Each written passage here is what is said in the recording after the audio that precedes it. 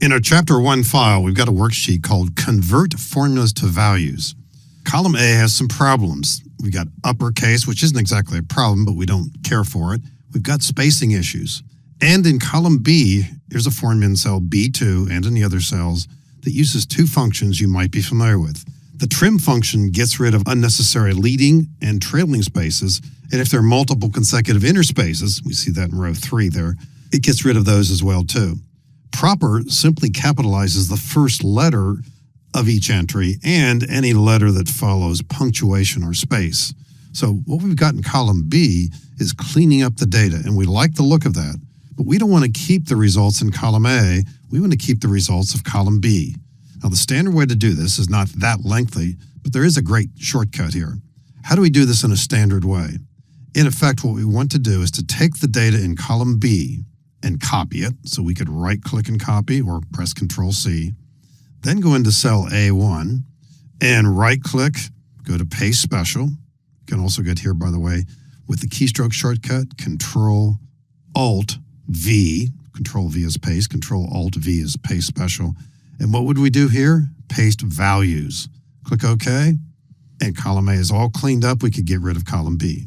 And nothing wrong with that, of course. Let me press Control-Z to undo this. It's going to be faster if, in the case here, we do one of two things.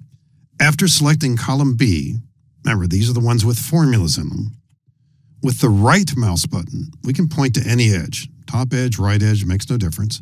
When we see the four-way arrow, hold down the right mouse button.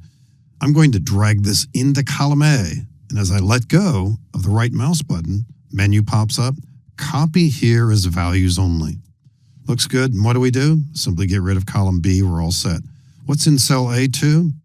The data as we see it, no formulas. So in effect, we took the results of the formulas in column B, pasted them into column A. Here too, I will undo this with Control-Z. Another approach is simply to copy the data to itself. This might sound a little unusual, but what we're going to be doing now is again using the right mouse button, and in one fluid motion, after pointing to one of the edges, makes no difference which one, we're going to drag elsewhere and then right back on top of itself.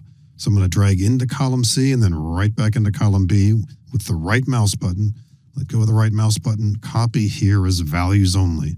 Next step, get rid of column A, because all we have here are simply the results.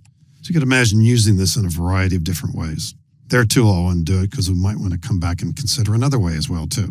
Off to the right, we've got new salaries here. Now, I didn't put years on these, but maybe after reviewing the new salaries, these have been approved. We don't need to have both columns here, let's say. Let's take this data here. These are formulas. It's using a percentage increase in cell M1. Here are the new salaries. We don't want to keep the old salaries anymore. What do we want to do in this case? Take the numbers, the results that we see in column J, and put them into column H. Let's say for the moment we don't want to move the heading over. So what might we do here? Highlight all the data from J2 downward. Hold down the Shift key, double-click the bottom edge, and with the right mouse button, we'll simply drag any edge into column H, let go of the right mouse button, copy here as values only. And we've got the values over here. And meanwhile, these have been recalculated. We don't need that anymore. We'll just right-click and get rid of that because we don't need that around. On the next worksheet over called Update Values, we got a different kind of situation. These numbers were sent to us. There's some kind of an index number relating to the states, and we're familiar with the data, and we recognize in calculating these, someone has made a mistake. They're all short by 5. How do we make these bigger by 5? Well, we could write formulas. We could have a similar list down here that increments all those by 5, but we can do it faster than that. Take the incremental value, say 5, put it into a cell, perhaps right here, 5. Let's copy that. Control-C, select the data here.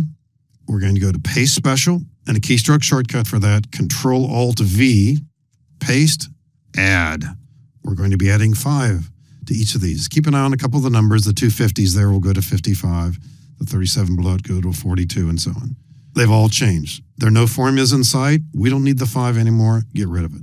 No paper trail, you might say, but we've changed all the numbers. Let's take a different case. Imagine these are sales figures for the end of last year. It's early into the new year, and you're making projections for the current year. You want these numbers to be 10% bigger. So what would you do to them with formulas? You'd be multiplying them all by 1 plus 10%, or 1.1. Let's put that into a cell and copy it. Control C. Select the data. Here too, Control Alt V, a quick way to get to paste special. This time we will multiply. There will be decimals involved here. Most of us probably couldn't do this very well in our heads. That 60 will become a 66 in the upper left corner. The 50s will turn into 55, but the others involve decimals. Click OK, and there we are. So we've simply incremented them by 10%, and we don't need this anymore. If you did encounter numbers like this and wanted to recreate the old ones, you could divide them by that 1.1%, but we're not headed in that direction. And we saw in this worksheet here 2 examples of where we wanted to take formulas and in effect throw away the formulas and keep the results.